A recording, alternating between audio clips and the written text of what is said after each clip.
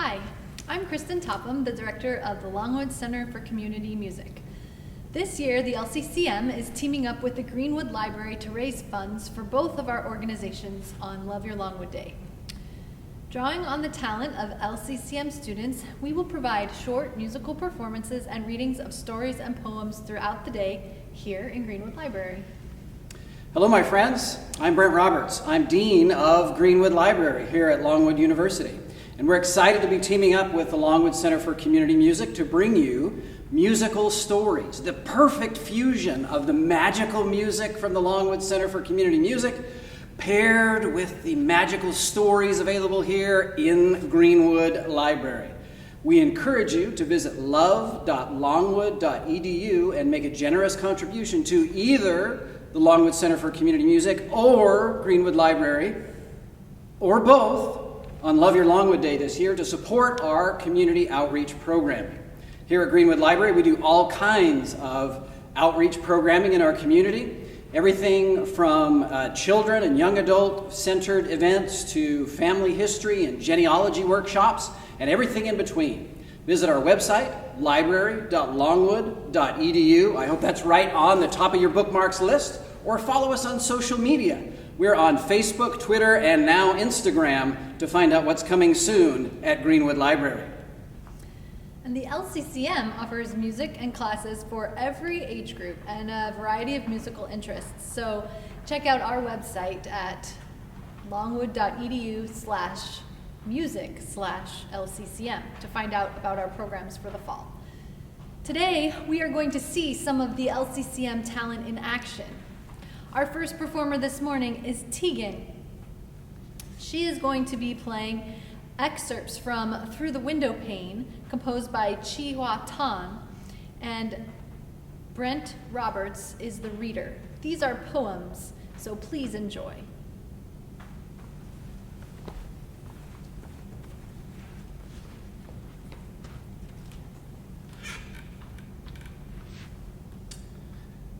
The swing. How do you like to go up in a swing? Up in the air, so blue. Oh, I do think it the pleasantest thing that ever a child can do.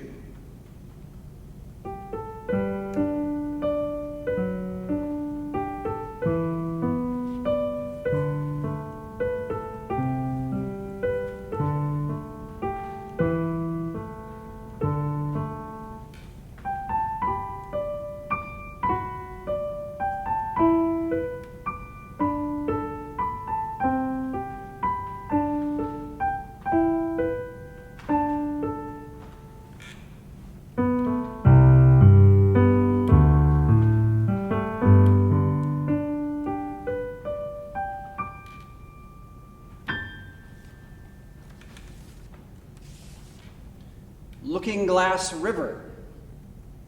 Smooth it slides upon its travel. Here a wimple, there a gleam. Oh, the clean gravel. Oh, the smooth stream. Sailing blossoms, silver fishes, paven pools as clear as air. How a child wishes to live down there.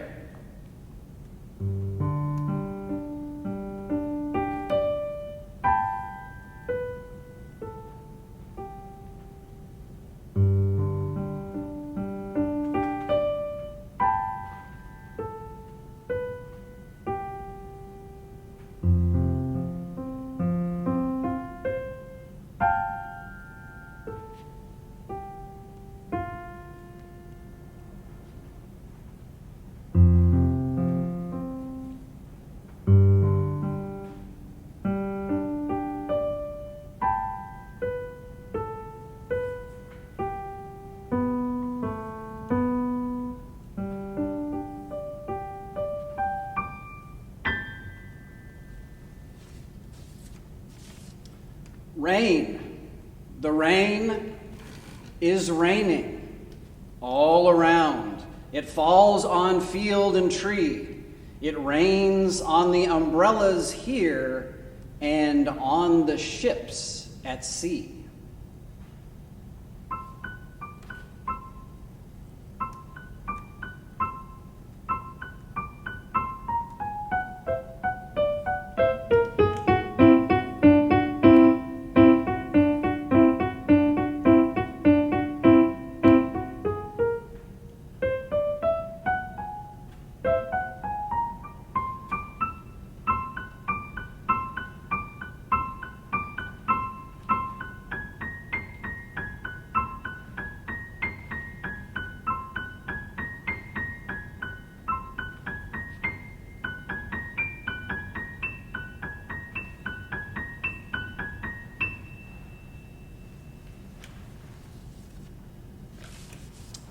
Shadow March. All around the house is the jet black night. It stares through the window pane. It crawls in the corners, hiding from the light, and it moves with the moving flame. Now my little heart goes a-beating like a drum, with the breath of the bogies in my hair.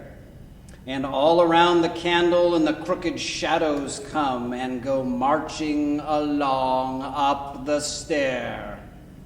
The shadow of the balusters, the shadow of the lamp, the shadow of the child that goes to bed, all the wicked shadows coming, tramp, tramp, tramp, with the black night overhead.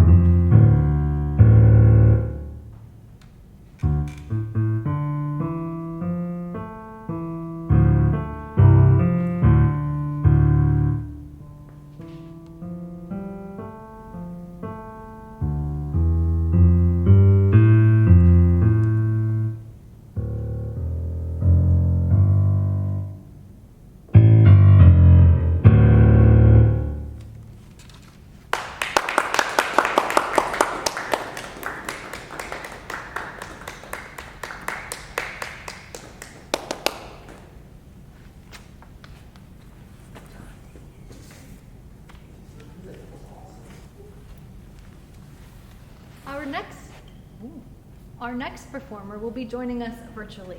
This is Nayana, and she will be playing excerpts from Hansel and Gretel. This Hansel and Gretel version is from the opera Hansel and Gretel, composed by Humperdinck, arranged by Hans Gunther Humann for piano. She will also be playing Cantabile and Swirling Brook. Please enjoy this version of Hansel and Gretel.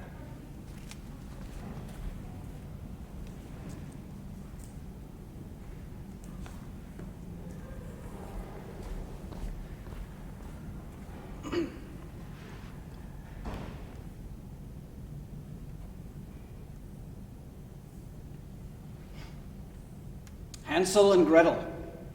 Hansel and Gretel lived in a damp little cottage on the dark side of long-lost wood. Their mother had died one frosty day, so their father had married a new wife, who was not as sweet as she seemed. In fact, she was as bad as a rotten apple. "Your children eat too much," she grumbled one day to her husband, as Hansel and Gretel shared a single slice of stale bread. "You must lose them in the wood and let the wild creatures care for them." Their father was shocked. "If I do that, the wolves will eat them," he protested. "And if you don't, we will all die of hunger," snapped the nasty stepmother.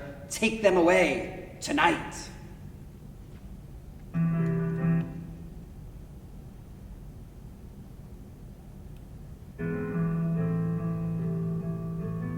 "Cheer up, little sister," said Hansel with a smile.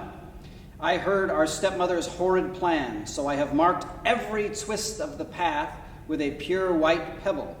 And there in the starlight, Gretel saw a line of shining stones.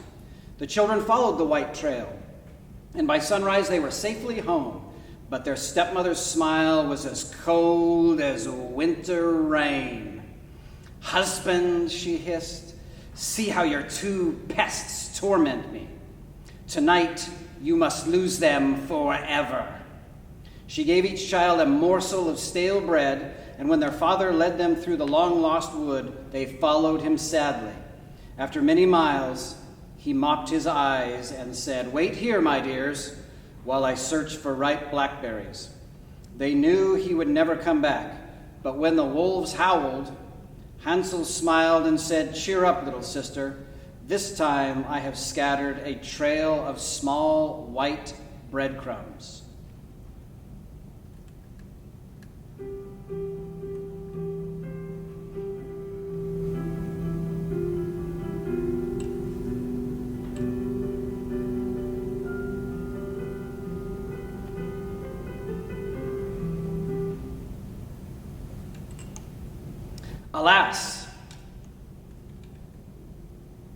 Alas, there was no trail to be seen.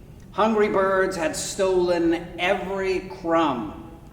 So the two children slept on a bed of brown leaves, and in their dreams they saw a white dove who circled above them, calling, "Follow me, follow me."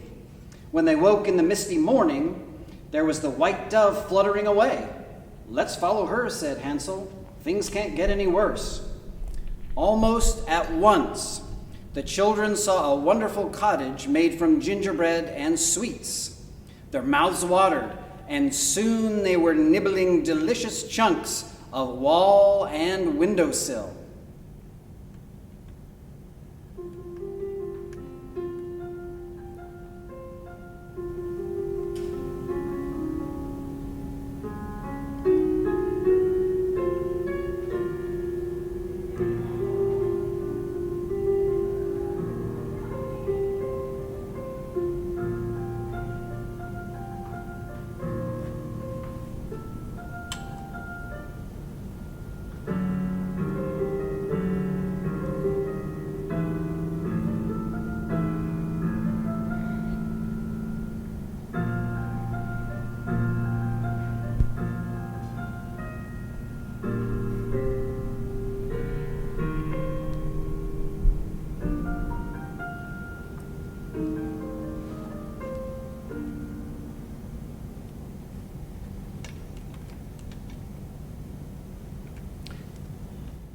Suddenly, a sugar-sweet voice said, "Come in, my dears, and warm yourselves." An old lady stood by the door, and the children forgot to be frightened. In they skipped, and bang went the door. They were trapped inside a witch's house. Now her voice became as hard as seaside rock. "Got you," she cackled, locking Hansel inside an iron cage. "Boy, you will grow plump and juicy. Girl, you will be my servant."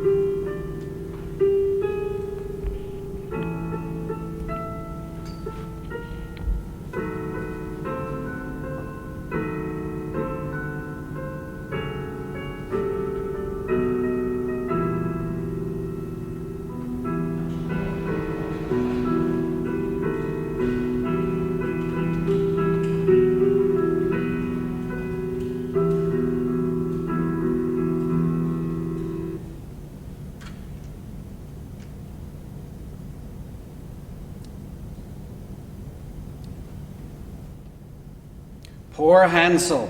The witch fattened him up until he was as round as a gumball. Poor Gretel. She ate nothing but scraps from the cat's saucer. At last the witch shrieked, "Girl, build up hot enough?" The witch stamped her foot and peered into the oven. "Oh, it's hot, hot, hot!" she screamed, and no wonder. Gretel pushed her inside and slammed the door.